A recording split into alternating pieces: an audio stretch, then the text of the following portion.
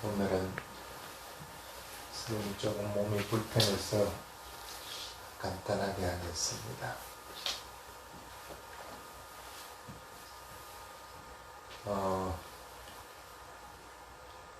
경전에 이륙과 수다원에 이르고 나면 게으름표도 일곱 생인에는 깨달음을 이룰 수 있다 이렇게 얘기합니다. 게으름을 얼마만큼 피워야 될까?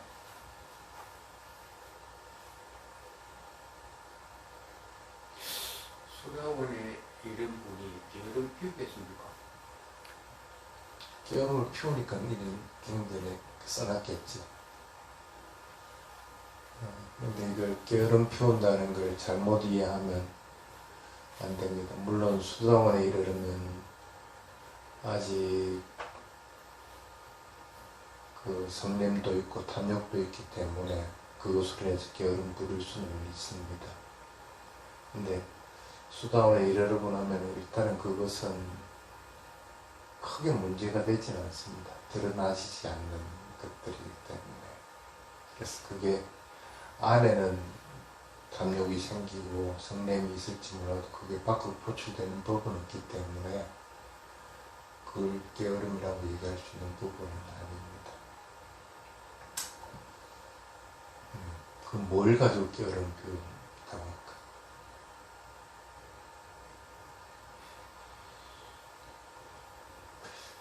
여기서 중요한 거 하나 알아봅시다. 수다원의 일곱 생인에 완전하게 깨달음을 이룰 수 있다고 그러는데, 작은 수다원이라고 하는 쫄라 소따빤나라고 하는 것은 내생이라는 개념이 전혀 없습니다. 경지로 보면 별 차이가 없거든. 쉽게 말하면 한 끗 차이, 한 끗 차이.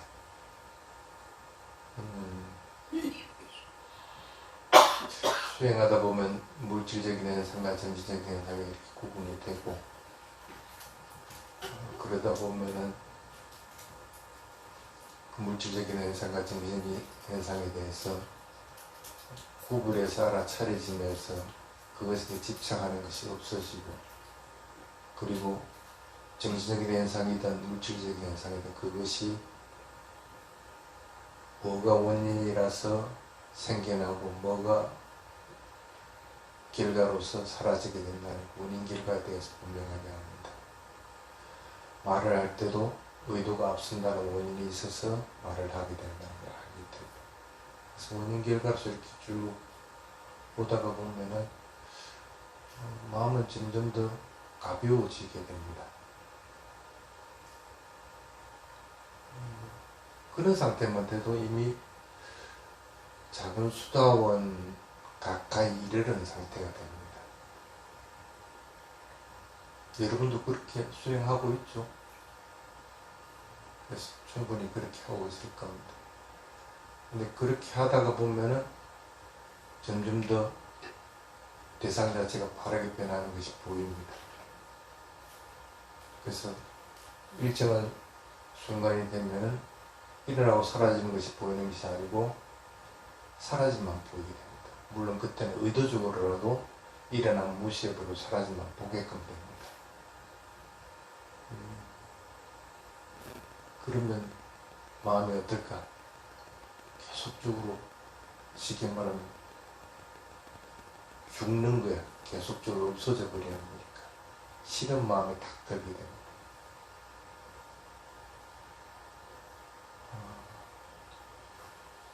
싫은 마음이 들어도 어쨌든 계속적으로 관찰하다 보면 그것으로 벗어나고 싶은 마음들도 나게 되고, 그러다 보면 어느 순간에 대상 자체가 평온해집니다. 좋고 싫어하는 마음으로부터 벗어나 버리면은 마음은 평온해집니다. 그래서 이제 그렇게 자꾸 훈련을 하다 보면은 어느 순간 되면 외부적인 자극이 있든 아니면 마음에서 일어나는 것이든 어떤 대상에서도 평온한 상태가 됩니다. 이렇게 한번 봅시다. 대상을 보고 있다.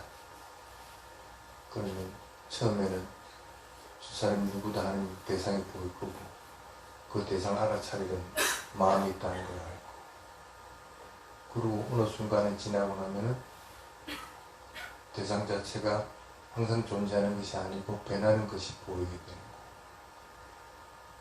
거예요. 대상이 보인다는 것은 눈에 보이는 시각 자체가 일어나고 사라지는 것이 보인다는 뜻입니다. 저 대상이 금방 그렇게 바뀌지는 않잖아요. 근데 그 마음은 분명하게 일어나고 사라집니다. 그런 상태가 지속되고 나면은 조금 있으면 그냥 대상을 바라보더라도 대상을 알아차리는 마음은 분명하게 있게 됩니다. 그래서 저 대상이 미운 대상이든 아니면 내가 원수진 대상이든 아니면 내가 사랑하는 대상이든 그하고 관계없이 보이는 것만 내가 알고 있게 돼요. 보인다고 대상이 변하기 때문에 그래서 평온하게 그냥 바라보게 돼요. 그런 상태가 되면은 일단은 그 사람은 줄라소따빤나에 이르렀다 하고 얘기를 할 수 있는 상태가 됩니다.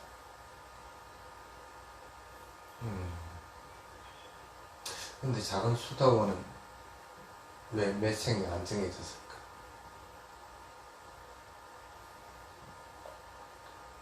평온한 상태에 이르는 상태에서 조금만 더 가면 빠르게 변하는 것들이 마음이 대상에 가 있지 않고 열반으로 항해버리면은 수다원으로 탁 들어가질 건데 사실 쉽게 말하면 한 끗 차이인데 왜 그럴까?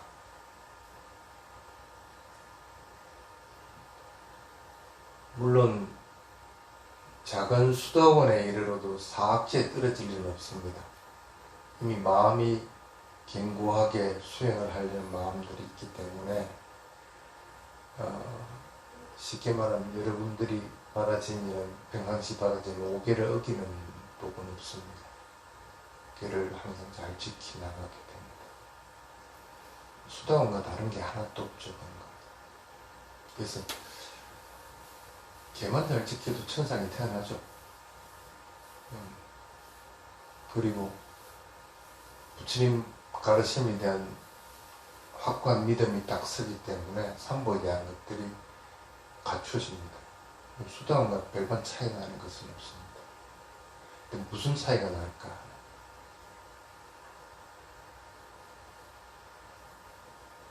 작은 수다원은 평온한 상태에는 이르르지 몰라도 그것으로 인해서 만약에 평온한 상태가 되지 못하면 어떻게 될까?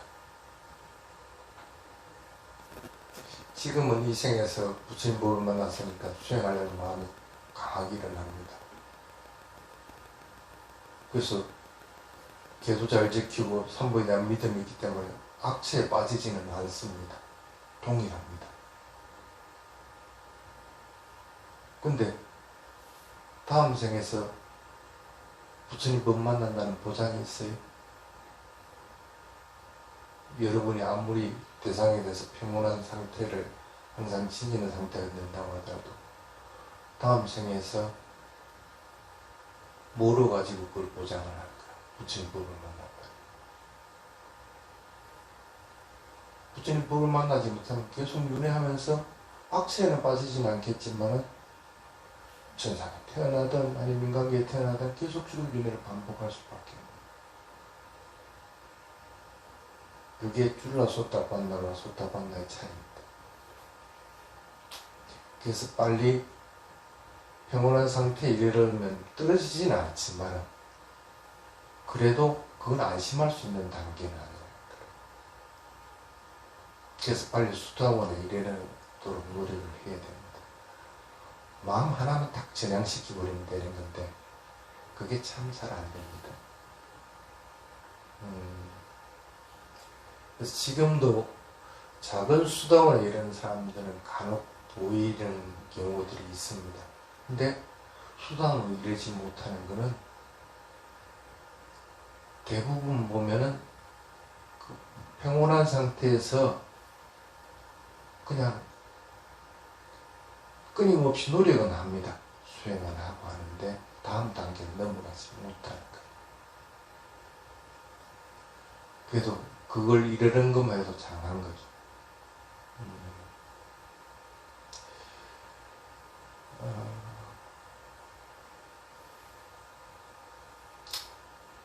그래서 다음 생에서 부처님 법을 만나지 못하면 뭐 그냥 그렇게 살다가 또 윤회하게 되겠죠.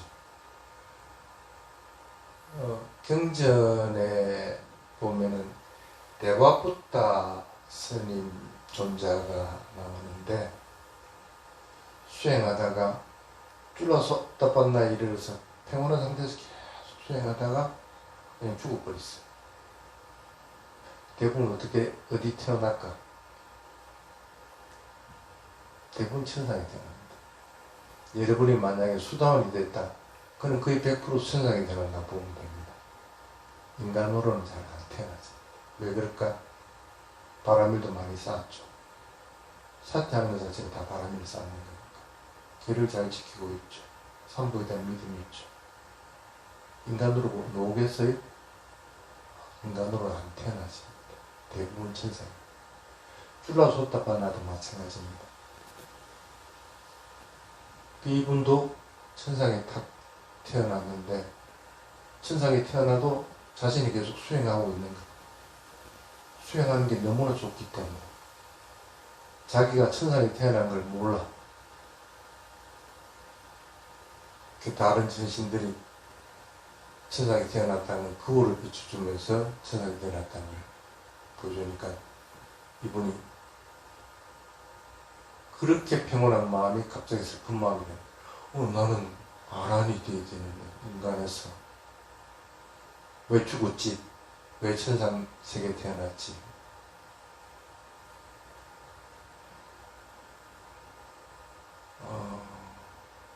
그래도 7생 이내에 해탈할 수 있다는 걸 보장할 수 있으면 수다원이 돼야 되는데 아직은 수다원이 아니거든. 어떻게 해야 돼? 어떻게 하면 수다원이 될까? 다른 도리가 없습니다. 천상 세계에서 자신에게 법을 설해줘가지고 수다원에 이르게 하는 사람이 있든지 아니면은 천상 세계에 있다가 자기 옛날 수행 도반한 데 가서 내 좀 가르쳐줘 해가지고 가르침을 받든지 아니면 부처님한테 가서 부처님 나 좀 제발 수다원이 되게끔 인도해 주십시오 하고 청을 하든지 그 수밖에 없습니다. 이분 부처님한테 와서 가르침을 받고 수다원에 딱 이르릅니다. 그러고 나서 다시 인간으로 태어나게 되는데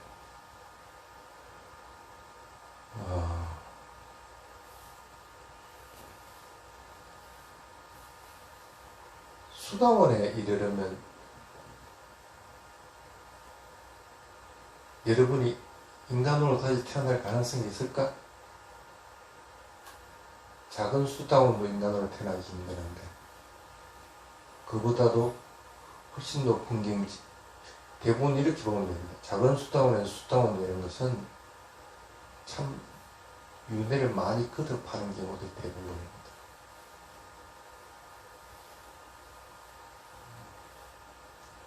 그래서 대부분은 보면은 천상에 태어난다고 보면 맞습니다. 공덕을 그렇게 많이 지었는데 천상세계 수명이 다른 천신들보다 더 길었으면 길었지 짧지는 않을 거예요. 그런데 작은 수다원과 수다원이 되고 나서의 천상세계에 태어난 것의 차이점은 뭐냐면 수다원이 되고 나서 내가 선택할 수가 있어. 부진법이 있을 때를 갖다가 아는 거야. 그래서 내가 가서 그 법을 듣고 다시 기억해내고 계속적으로 아라한까지 이룰 수 있는 기회가 됐는지 아니면 부처님 법이 아예 없는 상태인지를 알게 되는 거예요. 그래 하더라도 천상에서 세계에 태어난 무수한 시간 동안 거기 있어야 됩니다.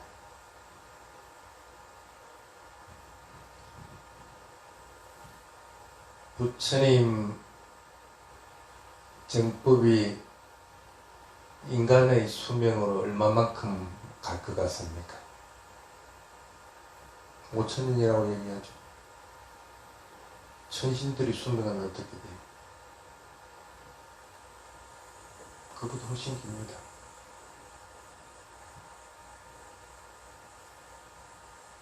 그러면 지금 현재 부처님 시대 때는 내가 깨달음을 이룰 수 있는 조건이 못 된다는 얘기가 마찬가지입니다. 근데 수다원에 이런 사람이 과연 깨달음을 부를 수 있을 조건이 될까?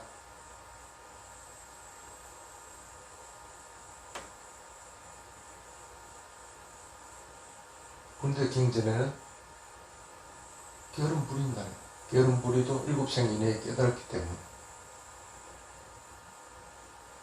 그게 깨달음 부린다는 것이 무슨 의미냐 하면 이렇게 보면 됩니다. 사성제에 대해서는 분명히 이해를 하고 있기 때문에 다음 생을 태어나더라도 사성제로부터 벗어나지는 않습니다.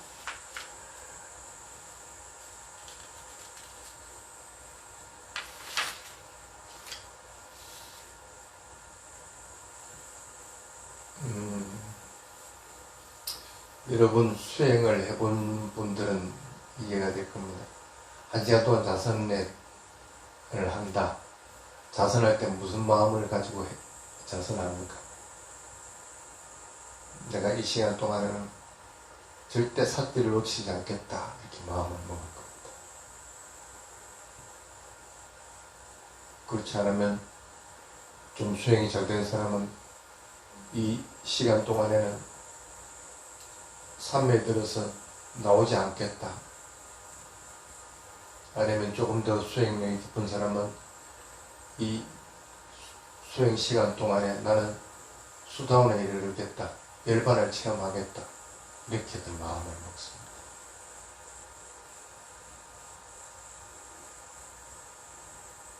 근데 수다원은 모든 게 평온합니다. 대상에 대해서 내가 뭔가 마음으로 이루어지고 끊임없이 변하고 있다는 것을 알고 있고, 그리고 고통스러운 느낌이 일어나더라도 그게 정신적인 고통으로 넘어가지질 않습니다. 그러니까 그건 고통이 별로 의미가 없어진 상태가 됩니다. 그런데 나는 이미 사성제를 확고하게 알고 있거든. 고진멸도에 대해서. 그러니까 모든 대상을 보더라도 평온한 상태를 보기 때문에 내가 아란이 되겠다는 마음을 일으키지 못합니다. 사티는 분명히 하고 있고 수행은 열심히 하고 있는데 그냥 평온하게 그 대상을 바라보게 됩니다. 그전에는 대상을 보더라도 끊임없이 변하기 때문에 마음을 막 기울였는데 저 기울일 필요도 없어요. 지금 여러분들이 법문을 들을 때 마음을 많이 기울여야 법문을 들을 수가 있습니다. 근데 수다원이 된 상태에서는 그냥 귀만 열고 있으면 그 소리뿐 아니라 그 소리의 의미까지 전부 다 쏙쏙 다 들어오는 거예요.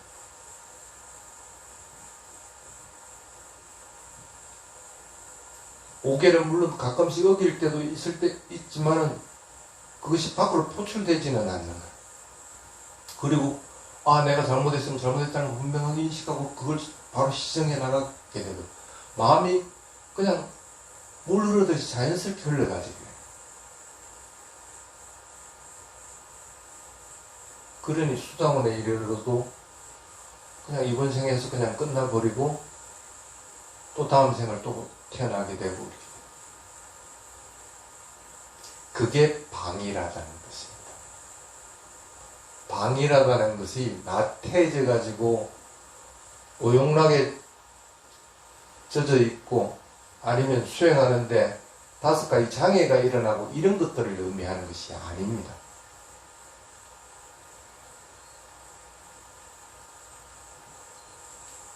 그래도 수다원에서 계속 있으면은 그것도 윤회하는 것은 마찬가지입니다. 아까도 얘기했지만 천상에 태어나면은 또 언제 깨달음이 될지 모릅니다. 그래서 수다원에 이르는 사람이 참 위험한 사람들 중에 하나입니다. 마음을 빨리 전환시키기가 힘듭니다.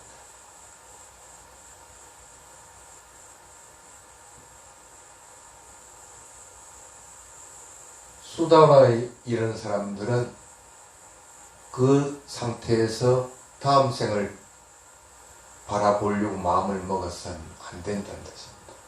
대상은 분명하게 자동적으로 삭제가 돼 나가고 마음을 평온할지는 몰라도 그것으로 인해서 내가 윤회로부터 벗어나지는 않았다는 사실을 빨리 일깨워줘야 됩니다.